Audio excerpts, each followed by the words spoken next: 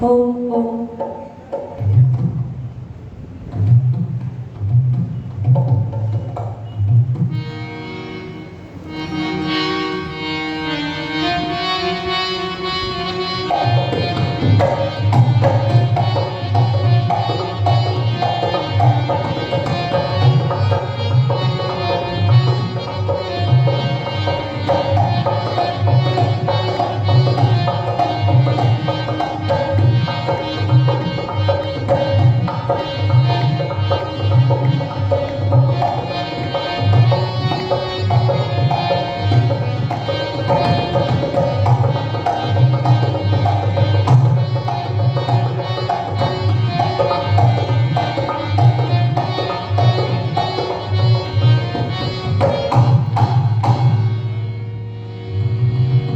बोलिए सत्य सनातन वैदिक धर्म की। हिसाब वालों आज नाश्ता नहीं करके आए क्या?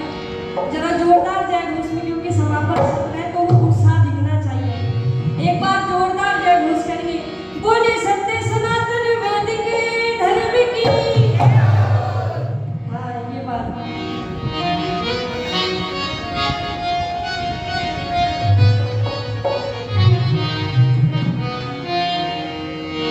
आइए सभी मिलकर के मेरे साथ पवित्र गायत्री मंत्र का उच्चारण करके सभी अपनी वाणी को पवित्र करेंगे।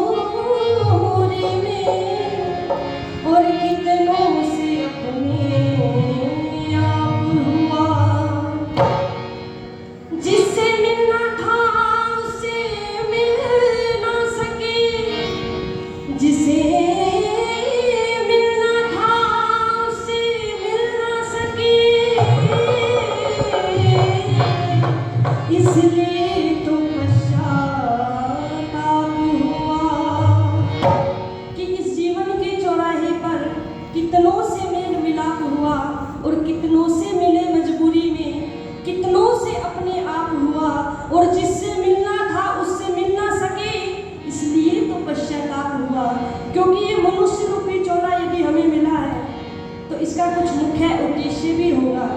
तो आइए बड़ी सुंदर बात कही, क्या लिखी? ना प्रभु नाम लीना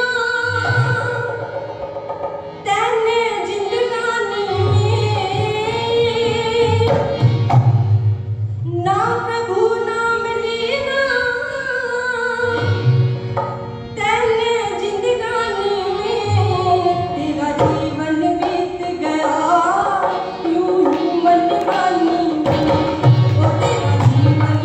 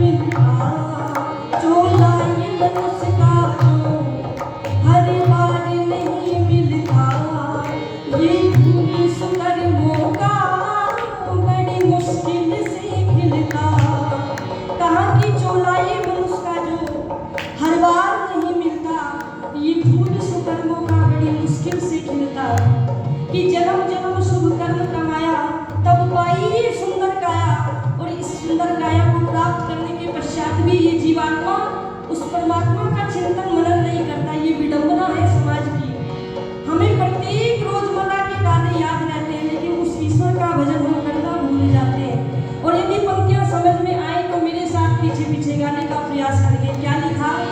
चोला ये मनुष्य का जो हर बार नहीं मिलता, चोला ये मनुष्य का जो हर बार नहीं मिलता, ये फूल सुकर्मों का बड़ी मुश्किल से खिलता। और क्या कहा? ये बात भूल बैठा इस आनाकानी में, ये बात भूल बैठा इस आनाकानी में, तेरा जीवन बीत गया मनमानी में, तेरा जीवन बीत गया मनमानी में। ना प्रभु नाम लीना तेने जिंदगानी में, ना प्रभु नाम लीना तेने जिंदगानी में, तेरा जीवन बीत गया मनमानी में, तेरा जीवन बीत गया मनमानी में। कहा कि चोला ये मनुष्य का जो हर बार नहीं मिलता, ये फूल सुकर्मों का बड़ी मुश्किल से खिलता। कहते हैं कि हमारे समाज में प्रचलित कहावत है कि 84 लाख योनियों में भटकने के बाद ये मनुष्य रूपी चोला मिलता है। वैसे योनियां तो असंख्य होती है, पर लेकिन ये हमारे समाज में प्रचलित कहावत है कि 84 लाख योनियां। और चलिए मान लीजिए कि 84 लाख योनियों में भटकने के बाद ये मनुष्य रूपी चोला मिल भी गया, तो इसका कुछ मुख्य उद्देश्य होगा। और क्या कहा? अभी मौका मौका, अरे मौका मौका, अभी मौका है पगली, चल प्रभु नाम भज ले, अभी मौका है पगली, चल प्रभु नाम भज ले, आजा अगले दिन चल सीधी राह लग ले, आजा अगले दिन चल सीधी राह लग ले, नहीं कोई बच पाया हो, नहीं कोई बच पाया प्रभु की रज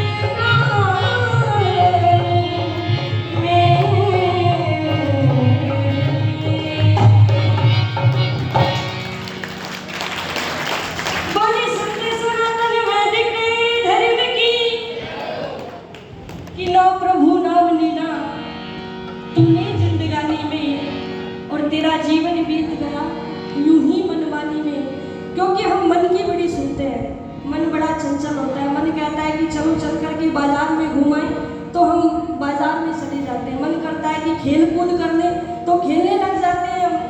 और कवि रत्न प्रकाश जी ने बड़ी सुंदर बात लिखी कि मनसा ना जग में प्रकाश कोई सच्चा मित्र, मनसा ना और कोई शत्रु हुड़दंगा है। मन से ही रीत प्रीत, मन से ही शांत गीत, मन से ही कला कपट द्वेष दंगा है। मन ही मिलाता इस, मन ही दिलाता मुक्ति, मन ही तो डालता सुकर्म में अड़ंगा है। मन है मरीज तो लजीज कोई चीज नहीं, मन यदि चंगा तो कठौती में भी गंगा है। क्योंकि मन जहाँ हमारा शत्रु है वहाँ पर हमारा मित्र भी है। जहाँ हमें कुमार्ग की ओर ढकेल देता है वहाँ हमें सुमार्ग की ओर भी प्रेरित करता है। इसलिए आओ एक भजन मुझे याद आ रहा है इस समय पर, आप सभी ने शहीद आजम भगत सिंह का नाम अवश्य सुना होगा। कहते हैं कि जिस समय भगत सिंह जेल के अंदर थे, अंतिम क्षण था, तो माता विद्यावती उनसे मुलाकात करने के लिए जाती है।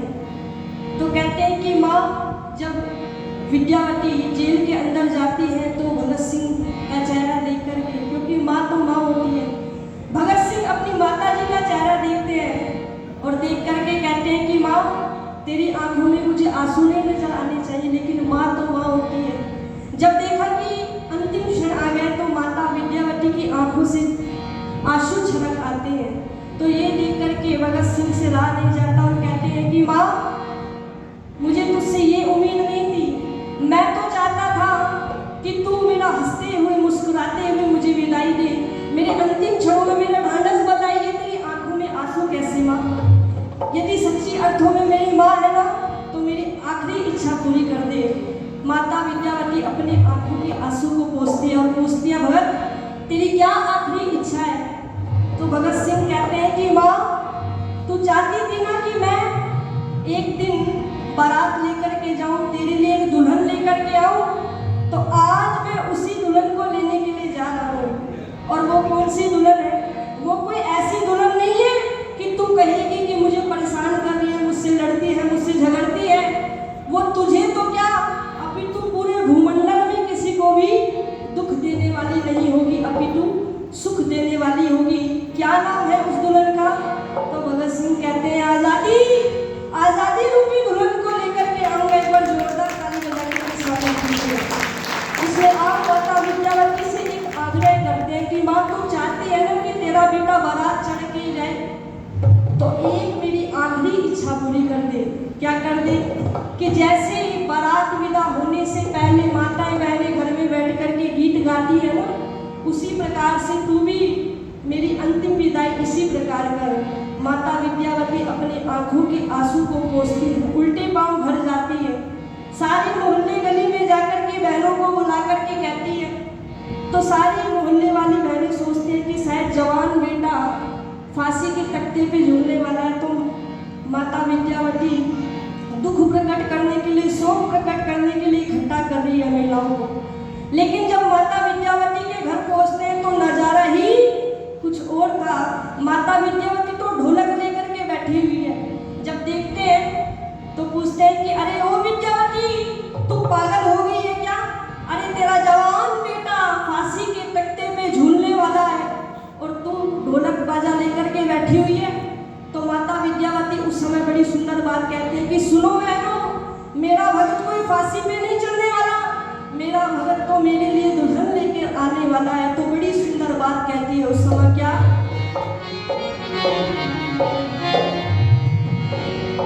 कि देश में बर्बादी है, लानी माँ की आजादी है, अरे आओ बहनों गीत गाओ, मेरे भगत की शादी है। हाँ देश में बर्बादी है, लानी माँ की आजादी है, आओ सखियों गीत गाओ, मेरे भगत की शादी है।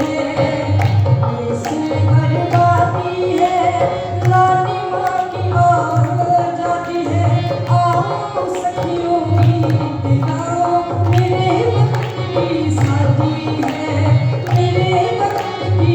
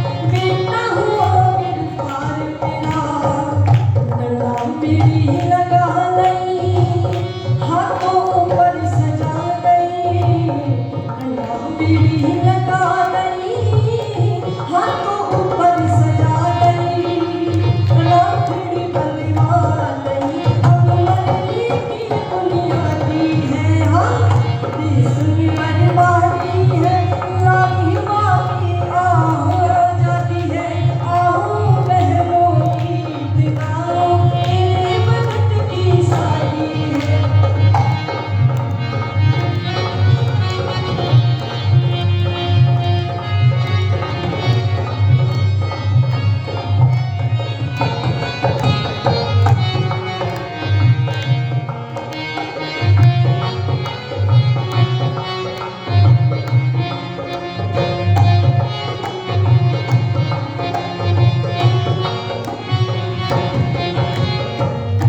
और क्या कहा, लोहे की जंजीर हाथ जो चपड़ासी ने पकड़ी है, चपड़ासी ने पकड़ी है। अब माताएं बहनें जो मोहल्ले पड़ोस से आई हुई थी, माता विद्यावती की हालत को देख करके कहती हैं कि चलो विद्यावती, मान लिया कि तुम्हारे भगत की शादी है और वो घुड़चढ़ी चढ़ने वाला है, तो कहते हैं कि शादी में तो कंगना भी बंधता है, तो तुम्हारे भगत को कौन सा कंगना बंध रहा है, तुम जरा सुनेंगे क्या लिखा। लोहे की जंजीर हाथ जो चपड़ासी ने पकड़ी है, चपड़ासी ने पकड़ी है। दुनिया वालों ये ना कहना कि हाथों बीच हथकड़ी है, हाथों बीच हथकड़ी है। अरे दुनिया वालों ये ना कहना हाथों बीच हथकड़ी है, अरे हाथों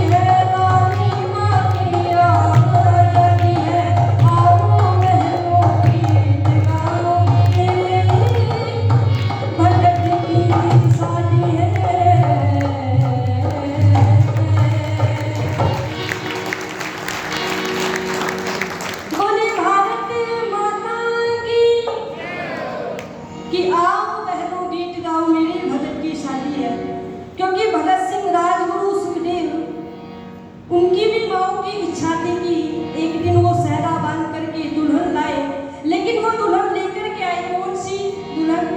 आज़ादी रूपी दुल्हन को इस भारत भूमि को समर्पित कर गए। आप एक आर्य जी हैं, उन्होंने एक भजन की फरमाइश की है और वे कहते हैं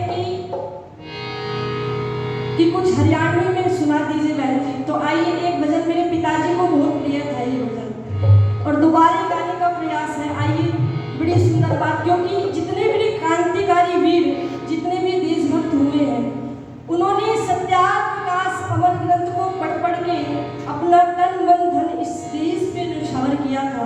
उनके मूल में, उनके हृदय के अंदर जो ज्वलंत ज्योति जग रही थी, वो केवल और केवल महर्षि दयानंद सरस्वती महाराज थे।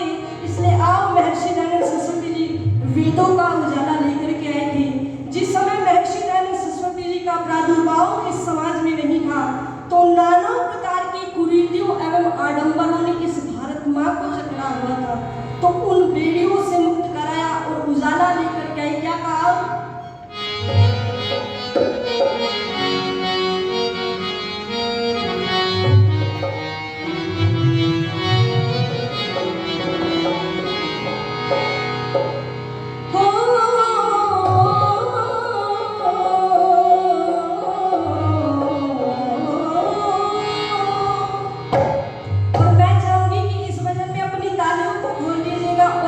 अच्छी लगी पंक्तियां तो मेरे साथ मिलकर के बोल दीजिएगा। क्या कि देश मन दयानंद आज्ञा, भाग्य हम सबका क्या, अरे भाग्य अंधेरा हो क्या चांदना, देश मन दयानंद आज्ञा, भाग्य हम सबका अंधेरा हो क्या चांदना, संध्या हमर होमर लागे हमारे देश में, पाखंडी सोनमर लागे हमारे देश में, संध्या हमर होमर लागे हमारे देश में, पाखंडी सोनमर लागे हमारे देश में। पावन को धूम लागे हमारे देश में, पावन को धूम लागे हमारे देश में, सच्चाई को धूम लागे हमारे देश में। कहने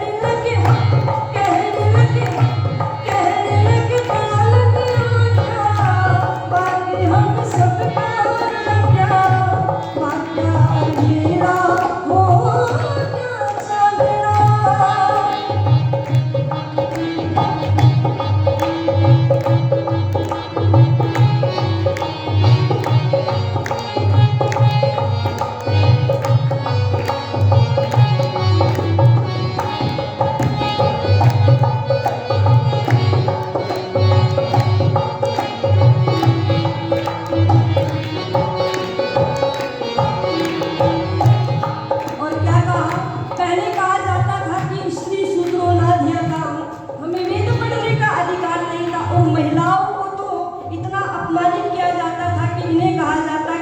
ये तो पैर की जूती होती है, एक टूट गई तो दूसरी खरीद के ले आओ।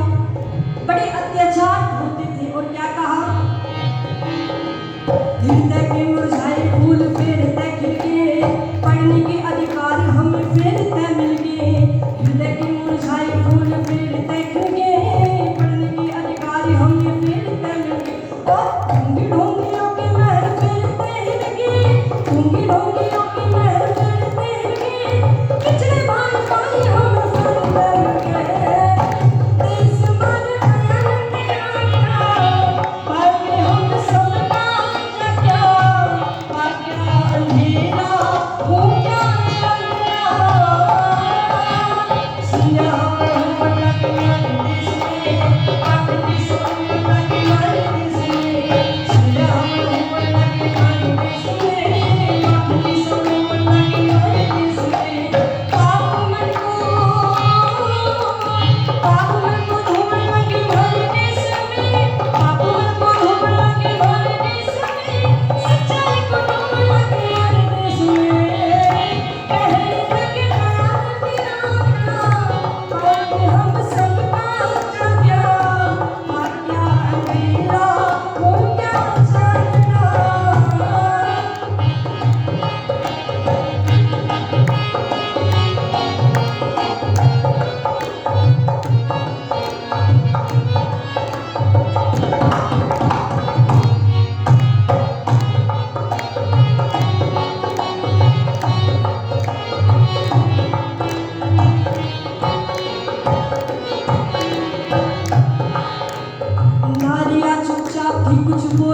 लगी, दर्शन उपनिषद के भेद खोलने लगी। नारियां चुपचाप थी कुछ बोलने लगी, दर्शन उपनिषद के भेद खोलने लगी। और झूठ सच को सही सही तोलने लगी, झूठ सच को सही सही तोलने लगी। ओम का झंडा लेकर के डोलने लगी, कहने लगे ठान लिया क्या, बाकी हम सबका क्या, बाकी अंधेरा हो गया चांदना।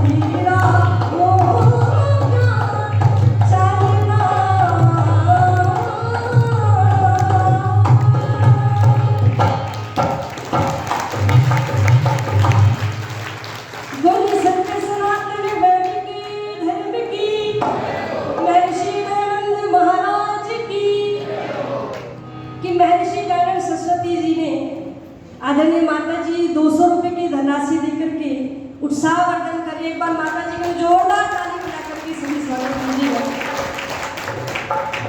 कि देश माने दयानंद आ गया। महर्षि दयानंद सरस्वती जी ने जो सिद्धांत दिए, उन्होंने ईश्वर का स्वरूप बताया। आर्य समाज के द्वितीय नियम में महर्षि दयानंद सरस्वती जी महाराज खुद स्वयं लिखते हैं कि वो ईश्वर सच्चिदानंद स्वरूप निराकार सर्वशक्तिमान न्यायकारी दयालु अजन्मा अनंत निर्विकार अनादि अनुपम सर्वाधार सर्वेश्वर सर्वव्यापक सर्वा अंतर्यामी अजर अमर अभय नित्य पवित्र और सृष्टि करता है, उसी की उपासना करने योग्य है। महर्षि दयानंद सरस्वती जी महाराज ने सत्यार्थ प्रकाश के प्रथम समोल्लास में भी ईश्वर के स्वनामों की व्याख्या की है। आइए एक भजन और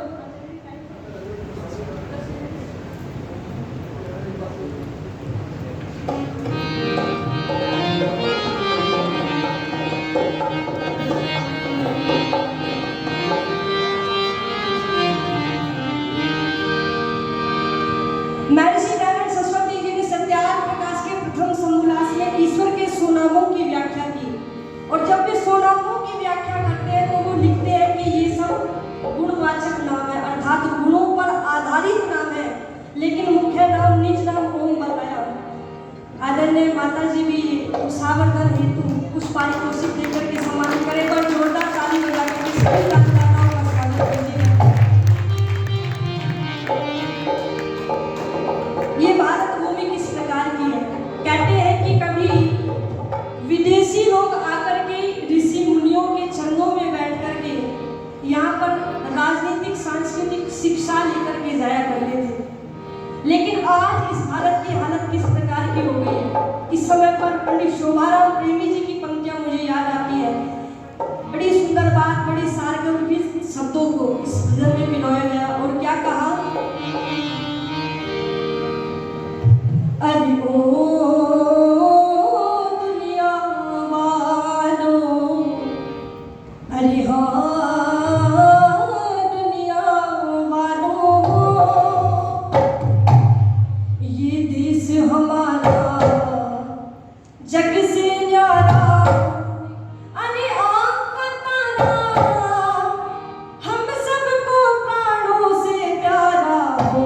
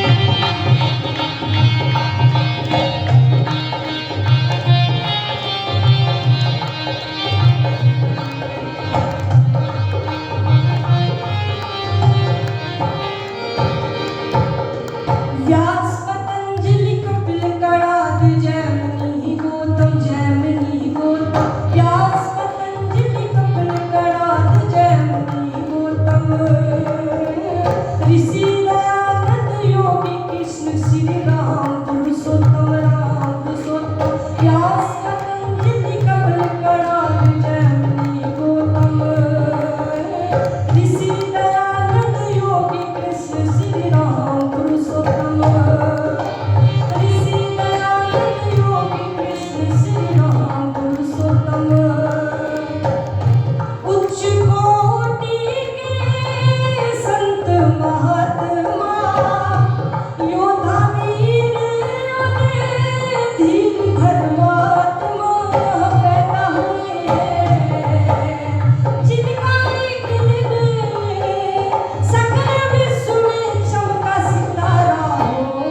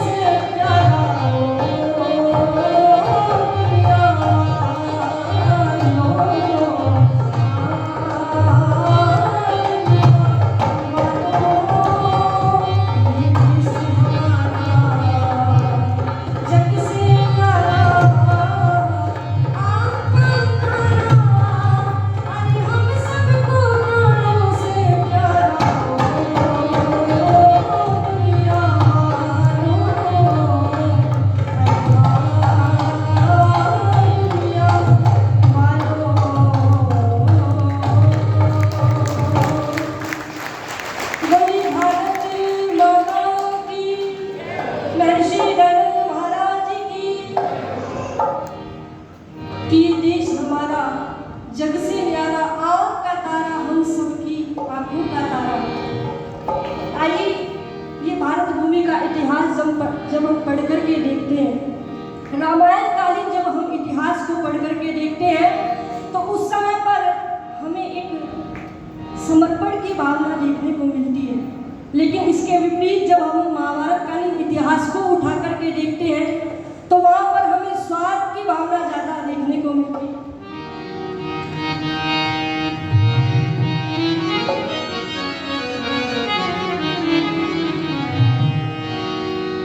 आइए बड़ा सुंदर भजन आदरणीय कर्मठ जी ने लिखा है, छोटा छोटा से भजन है, मैं कहकर के फिर अपनी वाणी को विराम।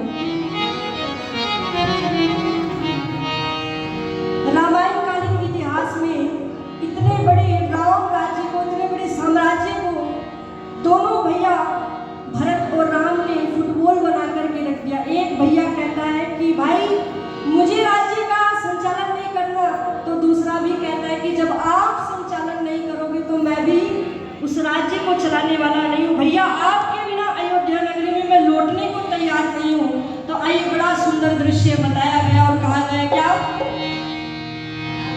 कि भाई थे यहाँ कैसे श्री राम भरत जैसे, श्री राम भरत जैसे, दशरथ के नौनिहालों को जग याद करेगा, जग याद करेगा। भाई थे यहाँ कैसे श्री राम भरत जैसे, दशरथ के नौनिहालों, दशरथ के नौनिहालों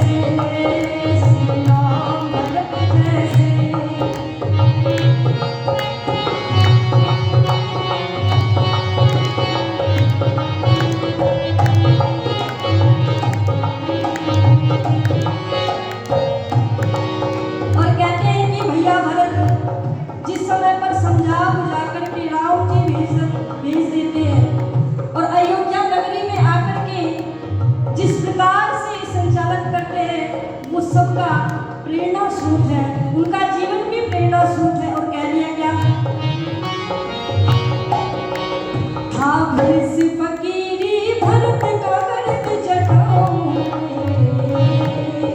था भीष फकीरी भरत का गर्द जटाओं में, चरणों में गिरा राम के उठा लिया बाहों में, था भीष फकीरी भरत का गर्द जटाओं में, चरणों में गिरा राम के उठा लिया बाहों में, सर के उलझे हुए बालों को, सर के उलझे हुए बालों को जग याद करेगा, जग याद करेगा।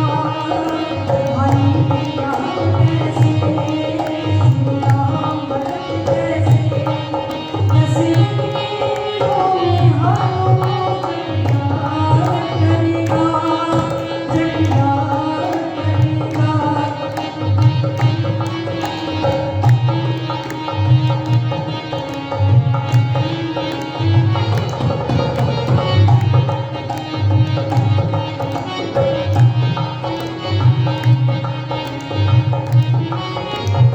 और अंतिम पंक्तियां इस भजन की क्या लिखी?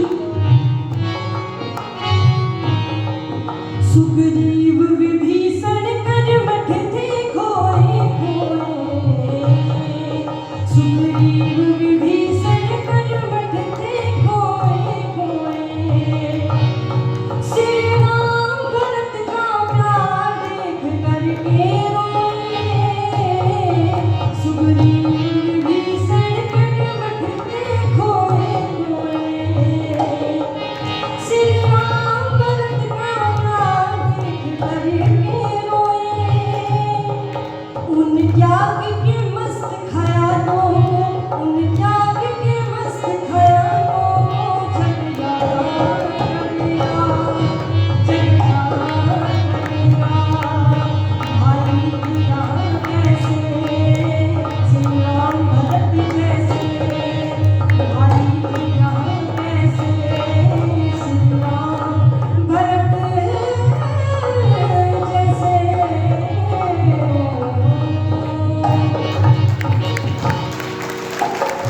के भाई थे यहाँ कैसे, श्री राम भरत जैसे, दशरथ के नौनिहालों को जग याद करेगा। एक छोटा सा भजन कह करके फिर अपनी वाणी को विराम दूंगी। उसके पश्चात मेरठ की क्रांतिकारी भूमि से हमारे बीच पधारे हैं, बड़े ही आदर सम्मान एवं श्रद्धा के योग्य है आदरणीय आचार्य संजय याचिक जी। एक बार मैं चाहूंगी कि आचार्य जी के लिए जोरदार ताली बजा करके सभी स्वागत करेंगे। बहुत ही उच्च कोटि के वक्ता विद्वान हैं, आप सभी धैर्यपूर्वक श्रवण कीजिएगा। क्या लिखा? ये छोटी सी घटना मैं आप सभी के जो मध्य सुनाने के लिए जा रही हूँ, बस एक अंतरा है, बस छोटा सा भजन। ये उस समय का भजन है जिस समय पर लक्ष्मण जी को शक्ति बाण लग जाता है, और शक्ति बाण जब लग जाता है तो श्री राम जी विलाप करते हैं, और विलाप करके कहते हैं कि भैया तुम मुझे कहाँ छोड़ करके चले गए। तो उस समय का बड़ा ही सुंदर, बड़ा ही मार्मिक दृश्य है। बस चंद पंक्ति कह करके पीछे हटे। क्या कहा कि उठ खड़ा हो लक्ष्मण भैया, जी ना लगे। श्री राम जी कहते हैं कि दुनिया वाले अयोध्या वासी मुझे क्या कहेंगे कि एक नारी के कारण अपने भाई को गवा बैठा। पहले सीता माता का हरण हो जाता है, उसके पश्चात लक्ष्मण जी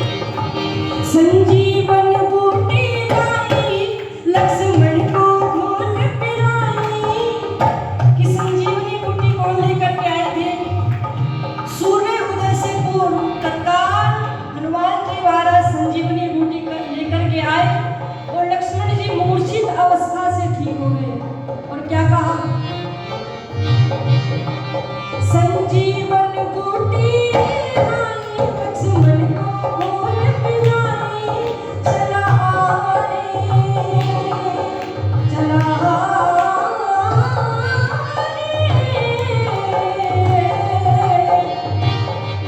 संजीवन बूटी लाई लक्ष्मण को घोल पिलाई चला रे ओ गले मिल गई दोनों भैया जी मान रे लगे गले मिल गई दोनों भैया जी मान रे लखनवारी जाना जी ना लगे रातियारी जाना जी ना लगे मेरा जी ना लगे मेरा जी ना